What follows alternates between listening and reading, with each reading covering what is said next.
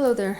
Today I'm going to broach a subject which I've been avoiding for quite a long time, and I've been avoiding it for one main reason. I don't think that teaching people to doubt themselves or to distrust themselves is particularly healthy or healing. But you've asked me and asked me and asked me, and so today I'm going to oblige you. The topic is false memory. As I said in a previous episode on repressed and suppressed memory, regression therapy has been the cornerstone of healing from past trauma for thousands of years because it works. I myself created one such process that enables people to regress back to resolve trauma which is unhealed within the physical, emotional, and mental embodiment. However, I also said that along with this concept of suppressed memory came the idea of false memory. In other words, if we're digging up aspects of memory that we didn't know exist, are they real or are they not real? Before you go on with this episode, it's imperative that you pause this video, and if you haven't done so already, watch the video that I did called Repressed and Suppressed Memory. You have to understand the mechanics of repressed and suppressed memory before you watch this video on false memory. In short, false memory is the idea that entire memories or elements of memories can be entirely false. Now, this topic is not one that's up for much debate. Why? Because we already know that memory can be false. We know it from previous court trials, where there's somebody who's on the witness stand who is completely convinced that they know for a fact that that person is the person who raped them or the person who they saw murder someone, and then that person goes to jail. And then years later, through genetic evidence, and not just genetic evidence, through direct confessions, we find out that it was in fact someone completely different who did perpetrate those crimes. So obviously, memory is fallible, but it is also strong. So where do we stand? We know that memory can serve us immensely. We know that people have the capacity to recall intense levels of detail in perfect accuracy. But to the complete opposite, we know that memory can be distorted, contaminated, constructed, and deconstructed. But when most of us are talking about false memory, we're talking more about recovered memories that are false. The idea that if you repress or suppress something and you recover it in the future, that what you recover can potentially have never happened. The first thing that must be said is that all people walking the planet, with potentially a handful of exceptions, experience forgetting entire memories. For example, perhaps you've forgotten the color of the carpet in your childhood bedroom. Maybe you forgot some traumatic experience at a talent show because life simply moved on. Maybe you're missing entire sections of your childhood. Chances are, if you go into a regression therapy session, you will recall some of these details. Now, chances are, they're not really going to conflict with your sense of reality. And so you're not going to question whether they're true or not. Oh yeah, the carpet in my room when I was little was blue. I totally forgot that until right now. Okay, and you'll move on. You will only ever start to seriously doubt those things if they conflict with your current sense of reality, with your sense of how you remember things, or with your personal narrative. That's when you're going to have a real issue trying to figure out whether it's real or not real, what you're in fact remembering. And also, because a lot of those more mundane memories, as they come back, they're not going to conflict with anyone else's sense of reality, they're not going to challenge you either on it. So, something to understand as we progress through this episode yet again. You will start to question whether a memory is real or false only when that element of memory or that entire memory conflicts with your idea of reality, with the story of who you are and what has happened, or with anything you are strongly identified with. For example, let's say you were born into one of those families that's all about family. Chances are growing up you heard all kinds of things like, you know what, family's forever, and this family's so close, we stick together, we stick with each other, we belong. Chances are, in order to survive in that social group, you adopted that perspective. And you keep telling the story, my family's really close. But if you go through regression therapy and you start recovering memories of being really lonely as a kid, maybe not belonging, looking at your family going, oh my God, what did I do to end up here? Like, I just don't feel like they see me or hear me or feel me. You're going to start to question those memories. You're going to be like, oh my God, I'm going nuts. Like, I thought my family was so close, and now suddenly I'm remembering being really freaking lonely and not fitting in as a kid. On one end of the spectrum of memories, you have memories that challenge our personal narrative and our sense of reality, and on the other end of the spectrum, you have memories that completely negate our sense of reality and our personal narrative. It is these far spectrum memories that are the subject up for debate when it comes to this idea of false memory. For example, a woman who's 42 suddenly recovering memories of her father raping her and prostituting her out to other men when she was young. Obviously, this is a memory that will be first doubted by the woman herself, then directly opposed by her father and anyone who decides to side with him because these memories are accusatory.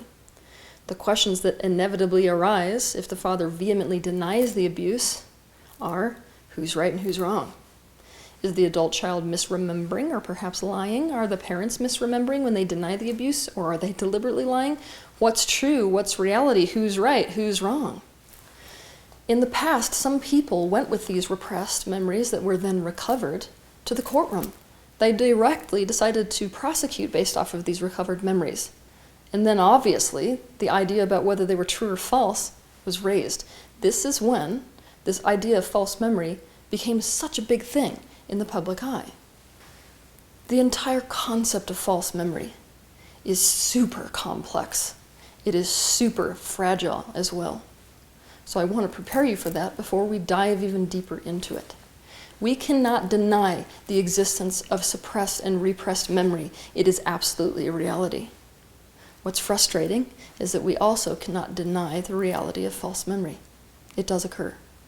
I have seen personally in my own life recovered memory completely heal people and completely destroy people. I have seen recovered memory heal families and destroy families. I have seen it make careers and destroy careers. And before I continue, I would also like to say, may God have mercy on the life of any person who decides that regression therapy is their life calling. People like myself. Why? Because you, like me, will find yourself crucified on the cross of people who would love to tell you that you are creating or implanting false memory because they do not want to face up to the reality of what occurred. If suppressed memory that is recovered conflicts with anyone's sense of identity, personal narrative, or current reality, you will find yourself fighting with ego to the death. It is common they will turn against you, accusing you of leading or implanting false memory instead of taking responsibility for the content of their own mind. It is also common their entire family and even friends will do so as well. It will turn into a witch hunt riding on the back of a conflict over a sense of reality. Given my position in the world, I'm going to give you my perspective on false memory. I want you to pay attention because what I say might just surprise you. When it comes to false memory, most people on the planet fall into two distinct categories. 1, people who deny the authenticity of all repressed memories. 2, people who accept them as all true. In my opinion, both these extreme positions in fact create problems and also blind us to the truth of memory. We are fueling denial regardless of which position we take. Reality is a debate in philosophy for one main reason. Nobody can agree upon it. Not even the best minds throughout history could tell you objectively what reality is. If anything, the closest we've become to objective reality is that objective reality is subjective. Experience is largely the result of perception, and perception is not necessarily an accurate reflection of what is objectively true. This is why two people who experience the same event can have such different accounts of it. On top of that, in a universe where we must account for dimensions that exist beyond timeline linearity, as well as collective memory as opposed to singular memory, landing on a consensus of reality is not as simple as we would like to make it out to be. This is the main reason why, as consciousness evolves, our justice system is going to fall of its own weight. If two people can experience two different realities at the same time, and if we can't accurately say what's real, and if a judge's perception is limited to his or her experience only and the projections therein, there is no way to accurately decide a case. On top of this, human memory is both capable and fragile. More capable and more fragile than we would like to make it out to be. It's incredibly complex and incredibly malleable. Before we continue, I must say that there is a big difference between a genuine false memory and someone lying about something that occurred, either intentionally or compulsively, which is an unconscious process. if somebody is simply not telling the truth about something that they remember or is compulsively lying, that is not the same thing as false memory. When we're dealing with a genuine, potentially false memory, what we're dealing with is something that has not occurred, but the person remembers it occurring, and that memory is causing very real symptoms in the present, very real distress, very real symptomology. Therapists in this world tend to swing to either extreme. Either they decided it is their job to help their client get a grip on reality, and of course reality is their own very limited perspective of what reality is, and so they impose that idea on their client and tell their client what is reality versus trying to allow the client to come up with their own version of reality. I don't really like this approach to therapy. The other approach to therapy, which is on the other spectrum, is that no matter what memory comes up, you validate it. You validate it no matter what. Now, even though this potentially does damage as well, I prefer this style of therapy. Why? Because it is so incredibly important to validate people's memories. Why is that? Because the last thing someone needs when they're telling you about these vulnerable aspects of memory is to tell them, you know, I really think you should doubt yourself. I really think you should question the validity of those things. What victims need more than anything else is allies. They need people to believe them. Nothing does more damage to a true victim than not being believed. By not believing, you are siding with the perpetrator. By not believing, you are also siding with unconscious repression and conscious suppression, and could potentially prevent someone from being able to integrate and recover at all. Obviously, this puts therapists in a serious pinch. Now, the first reality that I'm going to express to you, being who I am, is that memory is in fact not contained within the brain. It's not limited to the brain. The brain is more of a collector and a processor of memory. But memory is available to all. Let's pretend that it's part of the quantum field. So memory can very well be a perfectly accurate recording device of what actually occurred to a singular human being. Memory also could be something that belongs to the entirety of the human race. It could be part of the collective unconscious. Memory can also talk to us symbolically. This is why, in my opinion, false memory cannot and should not be ruled out as a subject of study, but it is a study that must be done and revealed delicately. Potentially in the future, I or someone else will come up with a reliable and indistinguishable signal that will tell whether a memory is false or a real reflection of something directly experienced by the individual in their singular past. Until then, we're going to be dealing with this issue of false memory or real memory. All that being said, in all of my years of working people through regression in therapy, I have never encountered someone who genuinely believes that something happened to them that was 100% false. I have only ever had the experience of people having real memories that they were afraid were false, and people who through progressive integration work come to see the memories they retrieve as symbolic fragmentations pieced together in the form of a memory instead of a literal memory of a linear experience. Now here's something key. In all cases that I have encountered, these people did not in fact accept the memories as true, but instead continued to doubt them until their own subjective truth about the realness of the memories developed over time. I also have to say, before going on, I have absolutely no patience whatsoever for people using this false memory defense as a weapon against people who are coming out about abusive pasts. There is no excuse for it. And never forget, regardless of whether false memory is a valid subject of study, no one benefits from the idea of false memory more than perpetrators. No one. This also does irreparable damage to the person who's experiencing the memories. Nothing could ever do more damage than to meet someone's memories from this angle. Take my advice and do not go there with a 10-foot pole.